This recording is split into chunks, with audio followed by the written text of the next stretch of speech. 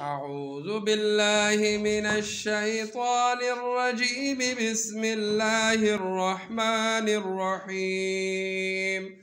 أو كصيب من السماء فيه ظلمات ورعد وبرق يجعلون أصابعهم في آذانهم من الصواعق حذر الموت والله محيط بالكافرين.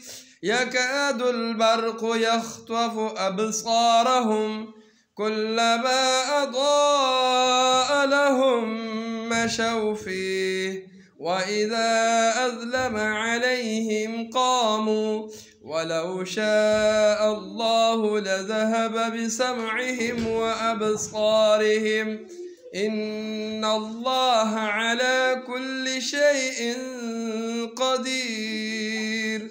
صدق الله العظيم.